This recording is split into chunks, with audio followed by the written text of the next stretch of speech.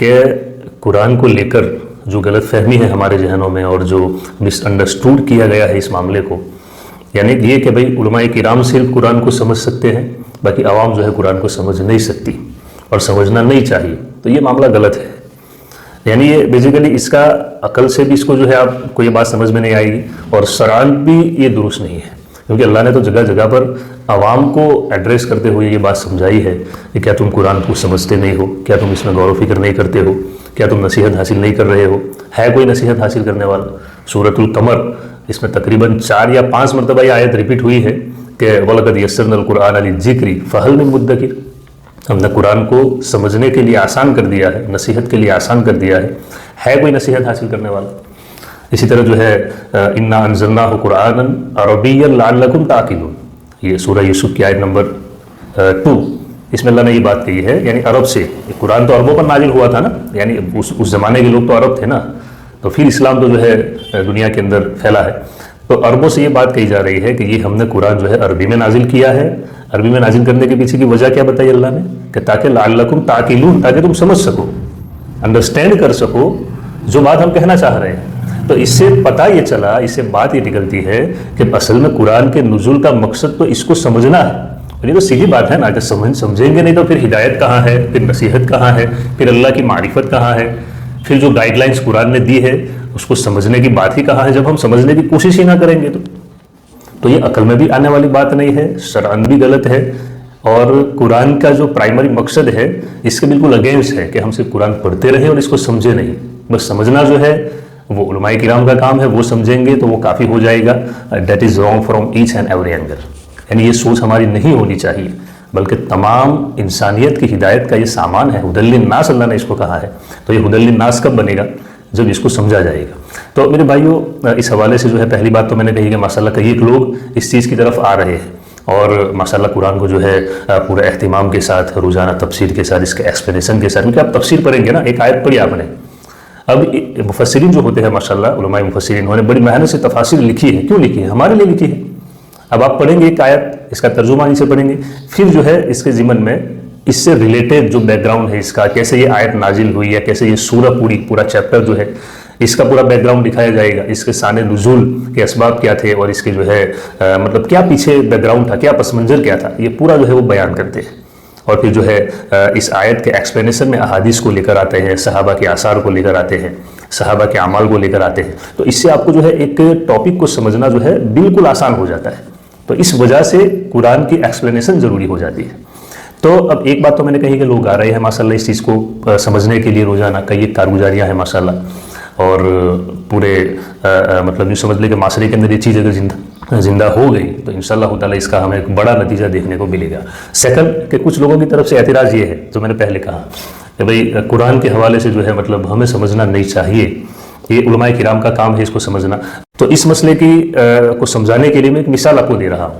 ایک سب سے پہلے میں ایک سیلف میڈ سٹوری سناؤں آپ کو کہ اصل میں باقی ہوتا کیا ہے جب ہم قرآن کو سمجھے بغیر پڑھتے ہیں۔ میں مثال دینے لگا ہوں، ایک سٹوری سناؤں آپ کو۔ میں نے ایک کتاب لکھی، فار ایگزامپل ایک کتاب میں نے لکھی، انگلش میں لکھی، اور کوئی 100-150 پنوں پر مشتمل وہ کتاب تھی میری۔ اب جب میری کتاب بن گئی تو میں نے میرے 5 دوست تھے، ان کو جو ہے یہ گفٹ کر دی، ان کو ہدیہ دیا کہ لو میری یہ کتاب ہے، اس میں جو ہے میں نے زندگی کا بیسٹ دینے کی میں نے کوشش کی ہے، میرے خیالات، میرے ایکسپیرینس زندگی کو لے کر، اور بہت ساری چیزیں جو بھی میری آئیڈیالوجی سے ریلیٹڈ جو خیالات ہیں میرے، وہ سارے میں نے اس میں لکھے ہیں، آپ اس کو پڑھیں۔ اچھا، وہ دوست لے گئے، میرے 5 دوست، پھر کوئی 10-15-20 دن کے بعد، 1 مہینے کے بعد ملاقات ہوئی، تو میں نے پوچھا ان سے کہ میں نے آپ کو بک دی تھی جو میں نے لکھی تھی، تو وہ کیا آپ نے پڑھی؟ تو وہ سامنے سے جواب دیتے ہیں کہ کون سی بک، مطلب ہاں ہم نے پڑھ لی۔ جواب کیا دیتے ہیں؟ ہاں ہم نے پڑھ لی۔ ایک کہتا ہے کہ میں نے 1 مرتبہ پڑھ لی، بہت اچھی بات ہے۔ دوسرا کہتا ہے میں نے 2 مرتبہ پڑھ لی، بہت اچھی بات ہے۔ تیسرے نے کہا ہم نے 3 بار پڑھ لی، کوئی کہتا ہے میں 5 مرتبہ میں نے پڑھ لی، یعنی 1 مہینے کے اندر 5 مرتبہ میں نے پڑھ لی۔ اچھا، بڑی اچھی بات ہے، مجھے بڑی خوشی ہوئی کہ میری کتاب کو اتنی اہمیت دی جا رہی ہے۔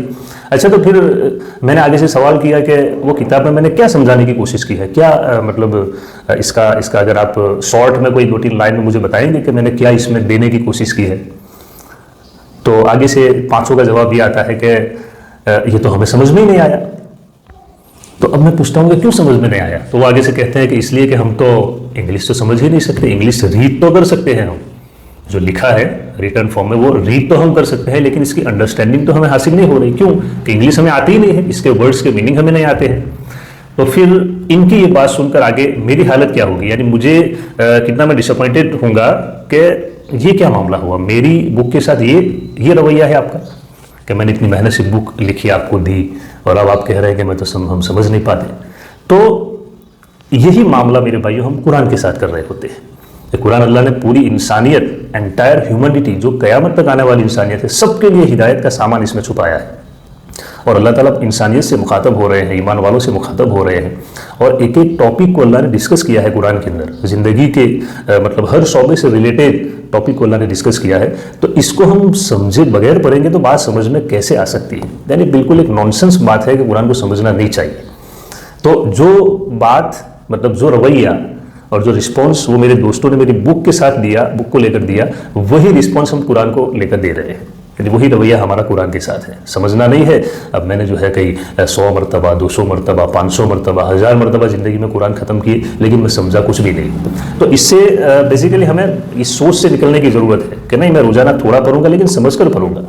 हज़रत हाफिज़ इब्नुल हजर रहमतुल्लाह अलैह, नहीं इब्नुल क़य्युम रहमतुल्लाह अलैह का ये कॉल है कि एक इंसान मतलब पूरा कुरान पढ़ ले बगैर समझे, इससे बेहतर वो शख्स है जो एक वर्स पढ़ता है, एक आयत पढ़ता है, लेकिन वो समझकर पढ़ता है, इसकी पूरी स्टडी करता है, इसकी पूरी अंडरस्टैंडिंग हासिल करता है। तो ये एक आयत पढ़ने वाला उससे जो है बेहतर है।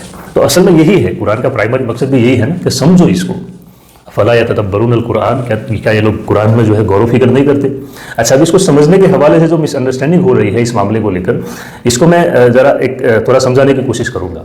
यानी कुरान को समझने के एतबार से इसके कुछ लेवल्स हैं जो मैं आपको आज, इसमें से बेसिकली 2 लेवल्स का मैं आज जो है जिक्र करूँगा ताकि बात समझ में आ सके।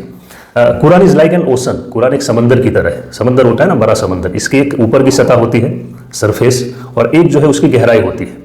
अच्छा, सरफेस पर जो है ना वो आम लोग आते हैं समंदर के किनारे, तो ऊपर की सतह जो है वो सबके लिए बराबर है, कॉमन है, यानी सब इसको देख सकते हैं, ठीक है ना।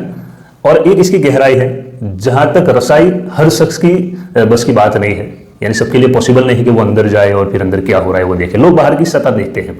तो इसी तरह जो है सेम चीज़ कुरान के साथ है। यानी कुरान से नसीहत हासिल करना, कुरान से हिदायत हासिल करना, कुरान में दी गई गाइडलाइंस वे ऑफ लाइफ से रिलेटेड वो हासिल करना, अल्लाह की मारिफत हासिल करना, आखिरत की ज़िंदगी का अहवाल उसके बारे में जो है मतलब मालूमात हासिल करना, और फिर ये सारी चीज़ों के जरिए से माजी के वाक़ियात अल्लाह ने डिस्कस किए हैं, इसके जरिए एक नसीहत हासिल करना, ये एक समंदर की सतह की तरह है। यानी इसमें आम इंसान सब बराबर है। समझ में आ रही बात? ये एक कॉमन चीज़ है जो सबके लिए रखी गई है। तो ये हो गई ऊपर की सतह। तो जब भी हम कुरान को समझकर पढ़ने की बात कर रहे होते हैं, मतलब मैं क्या कोई भी कर रहा होता है, तो इसका मतलब ये होता है कि इसमें जो वाक़ियात डिस्कस किए गए हैं, इसमें जो मतलब स्टोरीज अल्लाह ने सुनाई है पिछली कौमों की और अंबिया किराम अलैहिस्सलातु वस्सलाम की और उनके ज़माने की, और इसी तरह जो है अल्लाह ने अपना तारुफ करवाया है जगह जगह पर। कोई चैप्टर ऐसा नहीं होगा जहाँ पर आपको सैकड़ों आयत ऐसी मिलेगी जिसमें अल्लाह ने अपनी सिफात को डिस्कस किया है। समीउन बसीर, इसी तरह अलीम है, खबीर है, ज़ाहिर व बातिन है, रहमान है, रहीम है, यानी अल्लाह की सिफात अल्लाह बयान कर रहे हैं, अल्लाह की मारिफत हमें हासिल हो रही है। और ये करो वो ना करो, अहकामात अल्लाह ने डिस्कस किए हैं। तो ये चीज़ें जो है ना इसमें सब बराबर है, कॉमन है कि ये सबको समझ में आने वाली चीज़ें हैं और इससे नसीहत हासिल हो रही है। सीधा अल्लाह का कलाम इंसान समझने की कोशिश करे तर्जुमे के जरिए से, तो इसको नसीहत हासिल होगी। तो ये एक ऊपर का लेवल हो गया। दूसरा लेवल है उसकी गहराई का। जैसे समंदर के अंदर कई एक चीज़ें, कई एक राज छुपे हुए हैं, कई एक कीमती चीज़ें अंदर में छुपी हुई है, तो वहाँ तक रसाई हर शख्स नहीं करेगा। जो इसका माहिर होगा, जो रिसर्चर होगा, वो जो है ऑक्सीजन लगाकर नीचे जाएगा, फिर जो है घुटे लगाएगा, अंदर जाकर जो है खोज करेगा नई नई चीज़ों की। तो ये एक दूसरा मामला है, ये एक दूसरा लेवल है। इसी तरह कुरान के हवाले से एक तो आम लोगों को सिर्फ समझना है, नसीहत हासिल करना है, और जो उलमाए किराम है, उलमाए किराम से मुराद यहाँ मेरी कौन है? हमारे उर्फ में तो आलिम वो है जो बड़े मदरसे से होकर आता है, जो एक मुस्तनद आलिम जिसको कहा जाता है। तो ऐसे आलिमों में से भी माशाल्लाह सबकी मेहनतें हैं, सबकी जो है कोशिशें हैं, माशरे में अपना अपना किरदार है, अपना अपना रोल प्ले कर रहे हैं माशाल्लाह, अल्लाह इनकी मेहनतों को कबूल करे। लेकिन ये कुरान के अंदर से जो मसाइल निकालने की बात है, जैसे समंदर के अंदर जाके وہ جو مطلب ریسرچر ہوتا ہے وہ نئی نئی چیزیں کھوج کے لاتا ہے، ویسے ایک عالم جو ہے وہ قرآن کے اندر جا کے مسئلے کا استنباط کرنا، استدلال کرنا، اجتہاد کرنے والے جو مجتہدین ہوتے ہیں، تو یہ کام تو عام علماء بھی نہیں کر پاتے، عوام تو کر ہی نہیں پائے گی، لیکن علماء کی کیٹیگری میں سے بھی مور دین 95%، 95% سے زیادہ علماء بھی اس معاملے میں فیل ہو جائیں گے، کیونکہ سب کے پاس وہ علوم نہیں ہوتے، اندر گہرائی میں جانا قرآن کی، اس کے لیے تو ایک مستقل علوم کا خزانہ آپ کے پاس ہونا چاہیے، وہ انڈرسٹینڈنگ کا لیول آپ کا ہونا چاہیے۔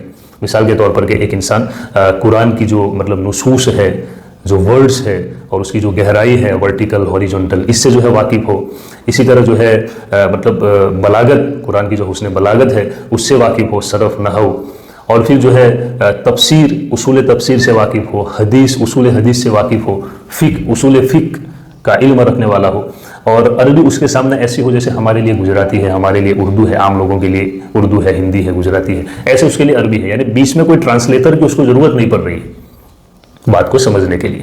تو یہ گہرا علم رکھنے والا جو انسان ہے، جو بڑے لیول کا ایک عالم ہوتا ہے، وہ اب قرآن کے اندر جا کے مسئلے کا جو سولوشن ہے وہ نکال کے لانے کی کوشش کرے گا۔ احادیث کا ذخیرہ ہے، اس کی بھی ایک سرفے سے اوپر سے عام لوگ تو اس کی کا ظاہری معنی سمجھ لیں گے، اس کا جو اصل گہرے میننگس ہے وہ یہ عالم جو ہوتے ہیں نا بڑے لیول کے، وہ اندر جا کے نکالیں گے۔ یعنی اندر جانے کا مطلب یہ فزیکلی نہیں جاتے، میں سمجھانے کے لیے کہہ رہا ہوں کہ یہ ہوتا ہے اصل معاملہ۔ تو دو لیول ہو گئے، ایک لیول ہے عوام کا، اس میں سب برابر ہے، قرآن سے نصیحت حاصل کرنے کے معاملے میں ہم عوام کو کبھی یہ نہیں کہہ رہے اور نہ کہہ سکتے ہیں کہ آپ قرآن سے مسئلے نکالنا شروع کر دیں، آپ قرآن سے جو ہے مسائل بیان کرنا شروع کر دیں، کوئی مسئلہ آیا ہے زندگی میں تو آپ خود قرآن کھول کر بیٹھ جائے اور جو ہے اس کو جو ہے کہیں نہ کہیں گھما پھرا کر جو ہے مسئلہ نکال کے لاوے، یہ بات ہم کبھی عوام کو نہیں کر رہے ہیں، بلکہ یہ کام تو عوام کا ہے ہی نہیں، نہ میرا ہے، میں بھی یہ کام نہیں کر سکتا ہوں، آپ بھی نہیں کر سکتے ہیں، یہ کام بڑے لیول کے جو علماء ہوتے ہیں وہ کر سکتے ہیں۔ عام علماء بھی اس کام کو کرنے سے جو ہے مطلب قاصر ہوتے ہیں اور ان کے اندر وہ ایبیلٹیز نہیں ہوتی کہ وہ یہ کام کر پائے۔ تو سمجھ میں آ رہی نا بات؟ دو لیول ہو گئے۔ تو میرے بھائی جو یہ معاملہ ہے کہ ہم جو ہے قرآن کو لے کر یہ مس انڈرسٹوڈ ہم ہونے سے بچے، یعنی غلط فہمی کا شکار نہ ہو کہ قرآن کوئی مطلب ایسی چیز ہے جس کو صرف پڑھا جائے گا، یہ بات سمجھ میں نہیں آئی۔ قرآن میں جو مقصد اللہ نے بیان کیا ہے قرآن کے نزول کا، اس سے بالکل ہٹ کے ہم جو ہے ایک نئی سوچ لے کر چل رہے ہیں، لوگوں کو دے رہے ہیں۔ کوئی روک نہیں رہا ہے کہ قرآن کو ترجمے سے مت پڑھو، کوئی عالم نہیں کہہ سکتا، کیسے کہہ سکتا ہے وہ؟ ہاں یہ بات ضرور ہے، ہم نے جب بھی قرآن کو سمجھ کر پڑھنے کی بات کی ہے تو ہم کہتے ہیں، بلکہ سب کہتے ہیں کہ ترجمہ اور تفسیر جو علماء کرام نے کی ہے وہ لے کر بیٹھو، اس میں سے کوئی بات اگر سمجھ میں نہ آئے، یعنی بظاہر کوئی بات سمجھ میں نہ آئے تو پھر وہ لے کر علماء کرام کے پاس جاؤ، ایسا عالم کے جو آپ کو صحیح بات اس کے حوالے سے سمجھا سکے، تو ایسے عالم کے پاس جاؤ، وہ آپ کو بتائے گا انشاءاللہ۔ ہم کہاں کہہ رہے ہیں کہ خود ہی اپنی ذات سے سب کچھ کر ڈالو، نہیں، علماء کرام کے رابطے میں رہنا تو ضروری ہے۔ تو قرآن کو سمجھنا یہ صرف نصیحت کے لیے ہے، یہ صرف نصیحت کے لیے ہے، اس کے علاوہ اور کوئی مقصد نہیں ہے۔ نصیحت تو اصل چیز ہے، قرآن کے ذریعے جو ہدایت لینی ہے وہ ہدایت لینے کی انسان کوشش کرے گا تو اللہ کی قسم اس کو وہ مزہ آئے گا کہ یہ کارگزاری ہے نا ہمارے سامنے ماشاءاللہ لوگوں نے شروع کیا، تو اب جو ہے آج کا مطلب آدھا گھنٹہ انہوں نے دے دیا تو پورا دن انتظار رہتا ہے کہ کل صبح پھر ہم آدھا گھنٹہ قرآن کے پیچھے لگائیں گے، 1 گھنٹہ لگائیں گے، تو یہ چیز ہوتی ہے۔ تو اللہ ہمیں عمل کی توفیق عطا فرمائے۔ تو یہ جو بیسیکلی 2 چیزیں میں نے سمجھائی، ایک تو وہ کہ قرآن کو سمجھنا کیوں ضروری ہے، میں نے اپنی بک کی سٹوری سنائی ہے، کوئی میں نے بک لکھی نہیں ہے، صرف سمجھانے کے لیے میں نے ایک سیلف میڈ سٹوری میں نے آپ کو سنائی تاکہ بات سمجھ میں آ سکے، بات واضح ہو سکے۔ اسی طرح جو ہے دوسری جو بات بتائی ہے قرآن کو سمجھنے کے حوالے سے 2 لیول ہے اس کے۔ قرآن میں جو ہے آپ قرآن میں مطلب اول و آخرین کا علم ہے، اس کتاب سے ہم محروم کیوں رہے؟ اول و آخرین کا ہے، بلکہ یوں فرمائے کہ اس میں آپ یوں سمجھ لیجیے کہ ماضی کے واقعات اللہ نے سنائے، مستقبل کے واقعات اللہ نے، مستقبل کی باتیں بھی اللہ نے ڈسکس کی ہے، اسی طرح جو ہے تھیولوجی کا علم اس کے اندر ہے، اسی طرح سائنٹیفک علوم اس کے اندر آپ کو ملیں گے، اور آج کے جو جدید مفسرین ہیں انہوں نے مطلب لیٹسٹ جو ٹیکنالوجی ہے اور سائنس کی جو ترقی ہے اس کی لنک قرآن کے بیس پر رکھی ہے، یعنی قرآن سے انہوں نے جوڑ کر اس کو سامنے لانے کی کوشش کی۔ اب میں وہ نام نہیں لوں گا ورنہ پھر جو ہے مسئلے ہو جائیں گے۔ تو یعنی کہ قرآن سے مختلف قسم کے علوم نکلتے ہیں، علوم کا یہ خزانہ ہے، سمندر ہے۔ ہم پڑھیں گے قرآن کو نصیحت کے لیے اور جو ہے ہدایت حاصل کرنے کے لیے، وہ گائیڈ لائنز جو اللہ نے پرووائڈ کی ہے قرآن کے اندر، اس سے ہم جو ہے منتفع ہو، اس سے مستفید ہو، اس کے لیے قرآن کو روزانہ وقت دینے کی ضرورت ہے۔ اللہ پاک ہمیں عمل کی توفیق عطا فرمائے۔ السلام علیکم۔